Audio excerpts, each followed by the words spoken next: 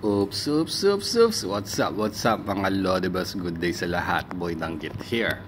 Okay. So mga Lodi, ang dami-dami pa rin nagme-message at nagno-notif sa akin. So, nag-out na kasi ako sa mga review mga bossing dahil gusto ko na magpalit ng content.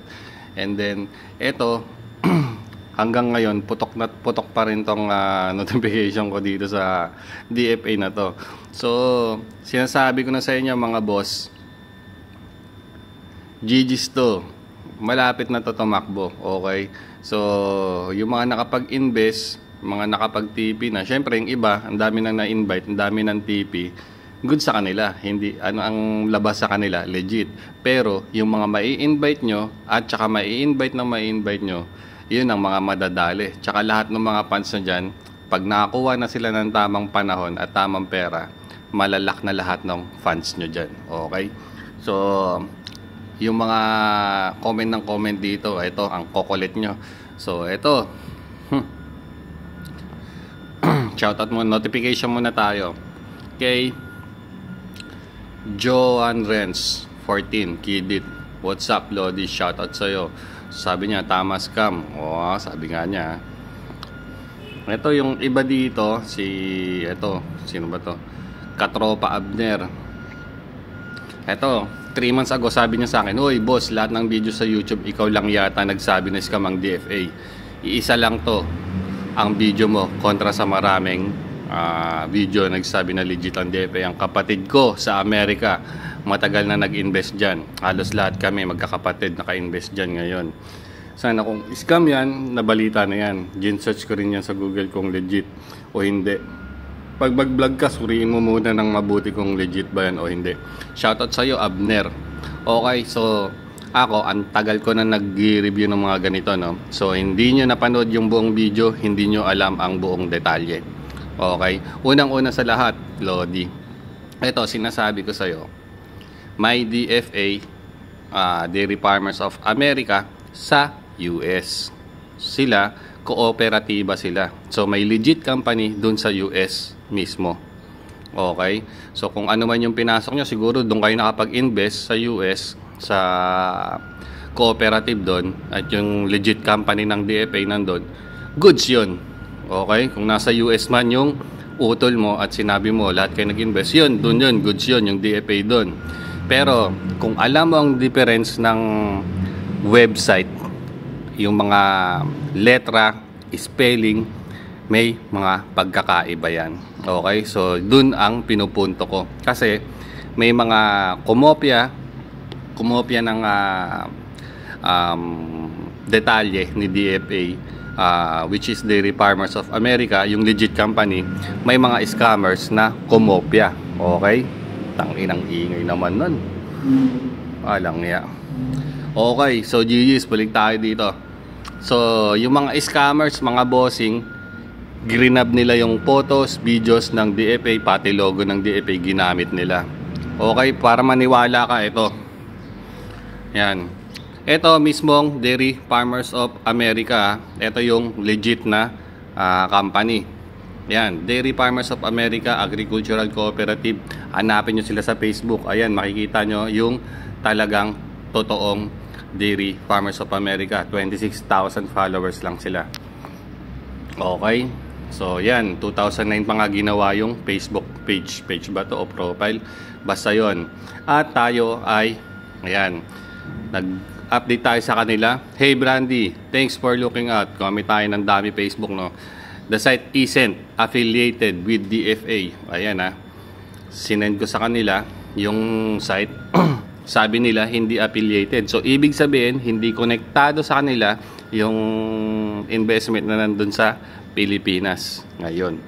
So please do not send them any information, funds, or communicate with them any further. Yun yung sinabi ng mismong Dairy Farmers of America. Tas eto pa nga, may co-college man na gumawa na itong video na to, yung Papa Online Buy and Sell. Ayan. "Thanks for sharing this with us. If you see more, please feel free to share with us, but do not offer them information or money." Okay? Ayan, sabi pa niya, "Thanks for your continued help." Ang tagal na niyan, May pa yan. Yan. Sabi niya, as we've discussed before, this site isn't affiliated with DFA nor is it an endorsed investment. Oh, ayan, napakalinaw at napakaklaro. So, ikaw, sir, Bossing, Lodi, Abnoy, Abner, eto.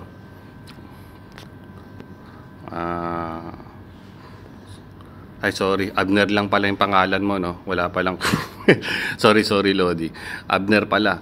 Parang yan. Ayan, Abner. Ayan, ang sabi, may legit na company, si Dairy Farmers of America. Okay? So, yan hindi sila affiliated sa investment na nangyayari sa Pinas. Okay? We are aware and making an active effort to have it removed. Yan ang sabi niya. We're currently working with the authorities. There's not much more we can do if we develop a shareable announcement. I'll pass it along to you. Yan ang sabi niya. So, yan ang malinaw. Ito, mismong Dairy Farmers of America, hanapin nyo na lang sa Facebook. 26,000 followers sila as of this moment. Okay? So, nangyari niyan, in-imitate nila. Ayan, kayo mga Lodi, yung mga biktima. Ayan, kung sino man kayo. Ayan, may nag-message pa sa atin. Sabi may mga teachers, may mga nurses, may ibang government employees na nasa katrabaho sa Pinas na po-promote nito at nakasali rin at nakapag-invite na rin. Okay, so GG's tayo dyan mga Lodi. Okay, so balik tayo dito. Ito, pakita ko sa inyo. So, ano ba yung Ponzi scheme? Ito ang Ponzi scheme mga boss. Okay, so hanap tayo ng magandang sample dito. Ayan. So, for example, ito, tingnan natin. Hindi yan. Ito na lang. Ayan. Ito, isa sa magandang sample. For example, ito si DFA. Ito yung may-ari. So, ikaw, kumuha siya ng tao dito sa baba. Masyadong konti ito eh. Kuha tayo ng iba, yung mas maraming tao.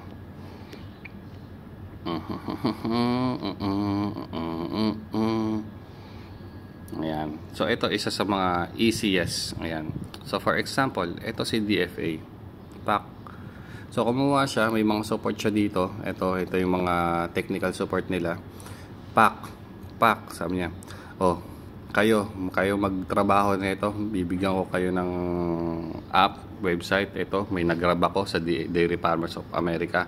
Kopyahin nyo lahat ng video, photos, lahat. Gayahin nyo yung website nila. At ilagay nyo, magawa tayo ng investment platform. Okay? So, yung nangyayari na sinasabi nyo na kumikita araw-araw, ayan, ito na. So, ito naman mga IT niya, yung mga tao niya, left and right, nag-promote. So, nag-promote siya. Pinasok niya dun dito sa isa.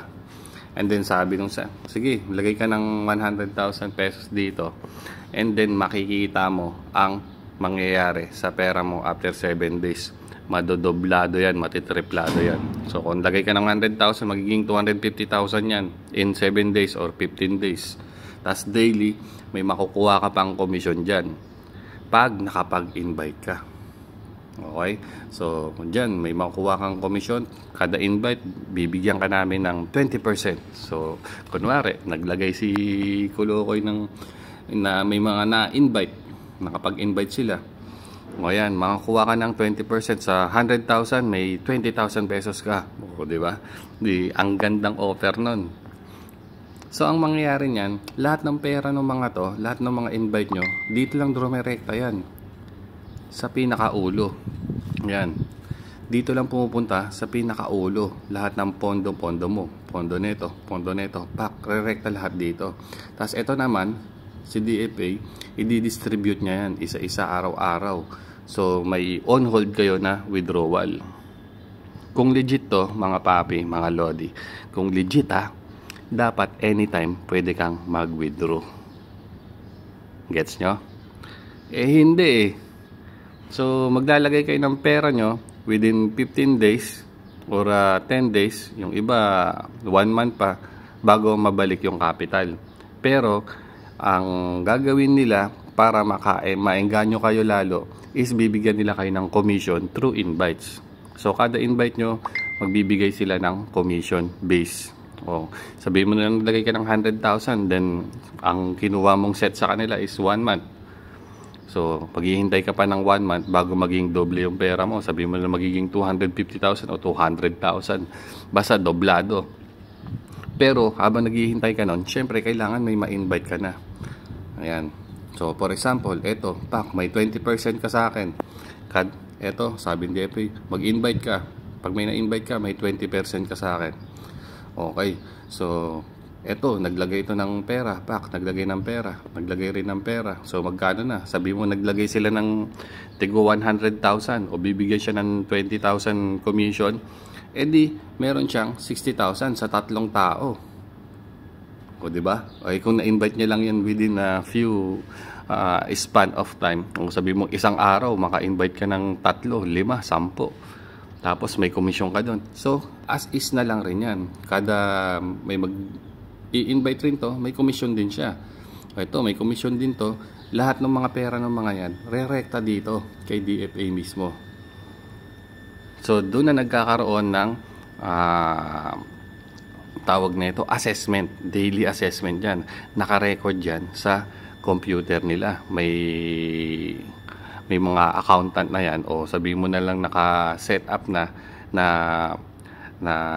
software na nakikita nila kung ilan yung pumapasok tsaka ilan yung lumalabas. Okay, so hanggat maraming nagpo-promote, dire-diretso lang ang investment. So yung mga yan, ito kumita na to, yung mga nagko-comment dyan sa Facebook, sa YouTube natin. Tangina, kumita na ako dito 100,000. Ito kumita na ako dito 500,000. Kumita na ako dito. Kasi sabi mong scam, kumita na ako dito ng 800,000. So, ikaw yung scam. Mga ungas. Okay, so yung mga nasa top of the line, sila yung kikita. Gano'n naman talaga eh. Pag mga gantong Ponzi, kung sino yung nasa taas, sila yung kikita. So, ang magiging biktima na dyan, yung mga susunod. So, ito, kung makatipi man tong second batch, goods, kung nakatipi kayo. Pero, yung nasa baba nyo, nakatipi na ba? Ganun lang yon. Hanggang dumami lang ng dumami yan, magmumultiply lang tong mga to. So, kung mga tagal yung scheme investment hanggat maraming pumapasok na investor. Pag wala nang pumasok dyan, doon na kayo magkakaroon ng problema. Okay? So, as of now, goods pa rin, paying pa rin, sabihin nyo legit, okay lang. TP lang ng TP. Pero, ang pinaka main issue dito, paano na lang yung mga nai-invite nyo sa baba? Yung mga maluloko nyo? Yung mga mawawala ng pera sa baba, 'di ba? At meron ding senaryo na nangyari dati. Kakilala ko. So, may pinasukan silang investment dito, Bitbank ba 'yon o Bitbank. So, panay ang invite niya sa akin, pero sinabihan ko na nga sila eh. Tapos hanggang sa ginawa niya, syempre nasilaw siya. Naglabas lang siya ng $1,000, kung sabi mo 50,000 pesos.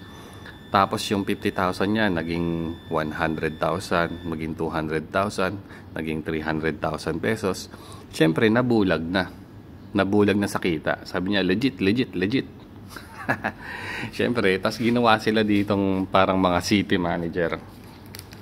Tas ayun, sabi ko sa kanya, TP ka na lang ng TP. Tapos, huwag ka na masyado mag-invite kasi delikado yan. Baka balikan ka.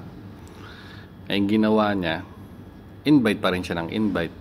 Tapos, yung buong pera niya, lahat ng kinita niya dun sa investment scheme, pinasok niya uli. Siyempre, nakita, legit naman, pumapasok naman yung pera. Ibabalik ko uli yung pera na kinita ko.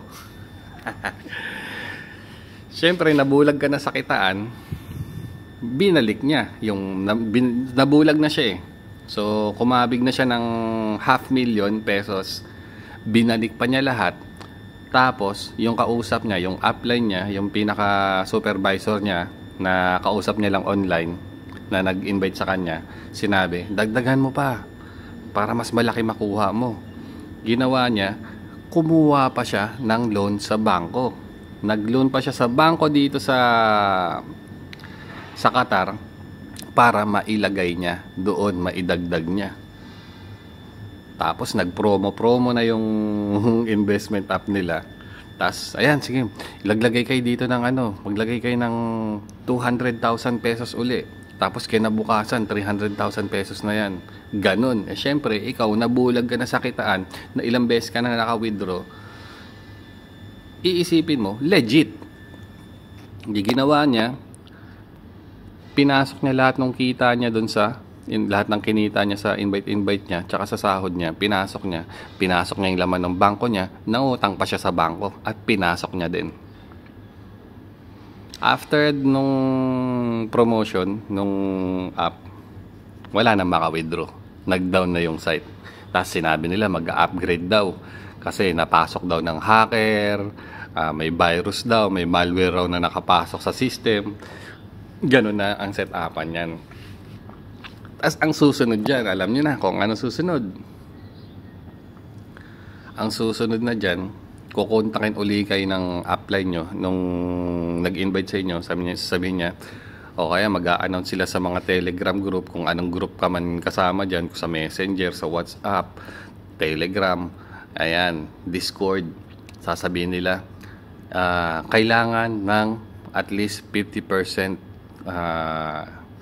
katumbas ng funds nyo na i-deposit para ma-withdraw nyo yung pera nyo. Ayun, doon nalalabas yun. Sabihin nila, may 100,000 pesos ako, hindi ko ma-withdraw. Paano ko ba ma-withdraw? Siyempre, maniniwala sila sa apply nila. Ganito sabi nung tech support, maglagay raw kayo ng, kung 50%, kung 100,000 yung pera mo, maglagay ka ng 50,000 para ma-withdraw mo yung pera mo. Yung iba nga, 100% pa nga kung magkano yung laman, ganun din yung pinapa-deposit nila. Mag-deposit ka ng ganito para malabas mo yung pera mo. So, na-scam ka na dun sa pera mo kasi hindi mo ma-withdraw, may scam ka pa lalo dahil nga magde-deposit ka uli ng pera sa kanila para makapag-withdraw ka. Yun ang sinatawag na double kill.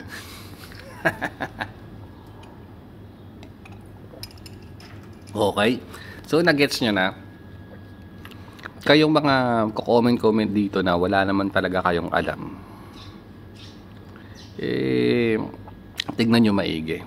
So, ako, kumita kayo dito. O nabili nyo lahat ng gusto. Ang dami nyo na-invite. Ang dami nyo tulungan. Goods na tayo doon. Kung marami kayo natulungan, goods. Pero yung sasabihin mo na legit, hindi. Hindi legit to. Okay, so GG's tayo sa mga ganito, Lodi. Hindi nyo alam yung talagang kalakaran ng mga ganito. Kasi so ako nga ayoko na kasi ang mega. Umabot na ako sa punto na nakita na ako ng talagang mga sinasalvage na, yung mga pinapatay na talaga na mga upline.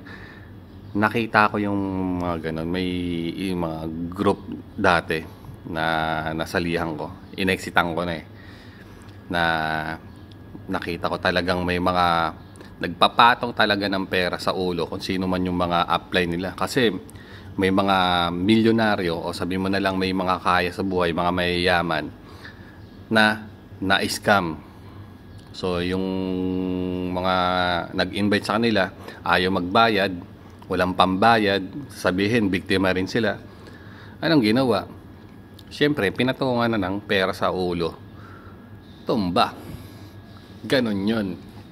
Kaya mag-ingat-ingat rin kayo sa mga invite nyo dahil hindi nyo kilala kung sino yung mga ini-invite nyo. Baka mamaya may siratok-tok nyan o kaya may kapasidad dyan na kaya kang ipatumba na which is wag naman sana dumating sa ganong punto. Tsaka ka lang matatauhan pagkaluluwa ka na lang. O diba? So sana mag-gets nyo yung pinipinpoint ko dito. Kaya huwag kayong masyadong mag-angas-angas na kumita ka man ng kalahating milyon dyan, 1,000,000 dyan, hindi mo alam yung pinanggalingan ng pera mo galing sa hirap at pagod ng iba. Okay, so GG's tayo dyan mga Lodi. So sana maintindihan nyo, yun ang pinupunto ko dito. Okay, kumita kayo, goods. Nakatulong kayo, goods. Nakakain kayo dahil dyan, goods. Pero yung nakain nyo ba, yung ginagastos nyo, galing ba sa magandang gawain yan? Yun yung pinakatanong doon. Nakakain nyo ba yung pinaghirapan ng iba na ninakaw nyo sa iba? Yun yung pinupunto ko. Okay, so ayoko na talaga review talaga ng mga ganito. Kasi ang negative. So akin, gusto ko na lang positive. Tsaka iba kasi Lodi. Ayoko na ng mga gulo-gulo. Tsaka may edad na rin ako. Gusto ko na lang rin ng tahimik na buhay. Okay? So as much as possible, magbigay na lang ako sa inyo ng mga tips, ng mga tricks, saan ba yung mga ibang kitaan, paano ba yung mga ibang diskartehan. Pero dito sa scam, may pera talaga dito. Yun nga lang, syempre, kalaban mo dyan, konsensya mo at kaluluwa mo, kasalanan mo. Yun lang naman yun. Kaya lang naman gumagawa na ng mga di magaganda mga tao dahil syempre, sa kahirapan na rin mga Lodi. Ako, nanggaling rin naman ako sa baba. Nasubukan kong magdildil ng asin. Nasubukan kong mag-ulam ng mantika at toyo lang. Kaya, alam ko yung hirap ng buhay. Okay? So, yun lang mga boss. Sa susunod, pakita ko sa inyo. Etong munting YouTube natin, meron tayo dito. Ayan. Ayan. Check muna natin yung ibang nandito.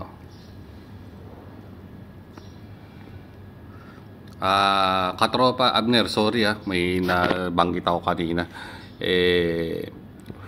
Di ko alam kung ano yung napasok mo. Kung sa US yan, goods yan. Goods na goods yan, legit yan. Kung sa mismong farm kayo nakapunta. Pero yung sa online lang, hindi dito sa Pinas, wala. And wala nga pala ako sa Pinas, andito ako sa Qatar. Okay.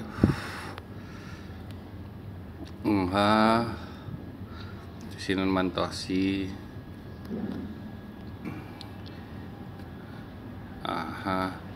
Nag-aalam Yes, tama si Boy Danggit. Nag-aalala lang sa atin, sabi ni Jeremy Shumilingatong.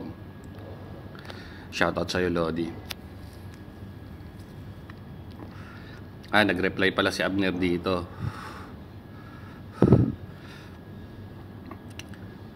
Kasi sinuri ko din, magkaiba ng mga nilalaman ang legit sa fake. Kakalungkot, akala ko may makatulong sa finances namin. Yun ang sinasabi ko sa inyo, Lodi. Tignan nyo maigi yung website. Yung letra, spelling, tignan nyo maigi. Okay.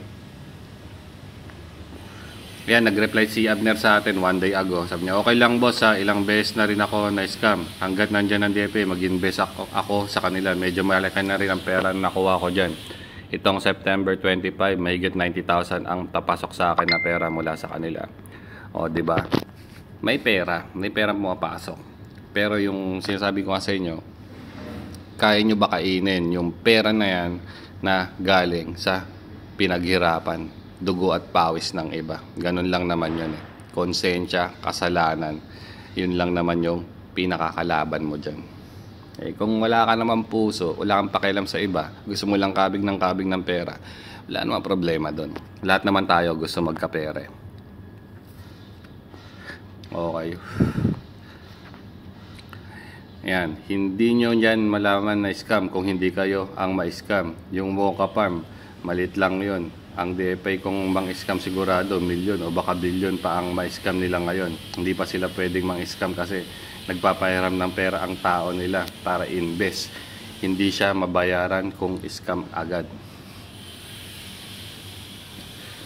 So, eto, matinding ebidensya na to na yung napasok mo, Abner, eh, yung scam site nga. Okay? So, GG's tayo dyan. Sa'yo na mismo nang galing. Alam niyo yung mga mocha farm, alam niyo yung mga risk. Eh, wala tayong magagawa dyan. So, shoutout na lang sa'yo, Lodi. Okay, so gano'n lang naman tayo. Lahat naman tayo gustong kumita ng pera. GG's tayo dyan. Okay? So, wala akong kalaban sa inyo. Wala akong kaaway sa inyo. No hard feelings. Shoutout sa inyo mga Lodi Bells. Ayan. Eto, sino naman to? Basa. Ayaw ka na magbasa. Okay, so GG's tayo mga Lodis. Out na ako at magkakape muna ako. And good day sa lahat. God bless. Ito na last cam review natin dahil papalit na tayo ng content. Ayoko na nung mga review na to dahil wala naman itong magandang na idudulot sa akin at kayo, bahala na kayo dyan. Okay? Ayan, tumatawag na yung sasakyan namin. Okay? GG's.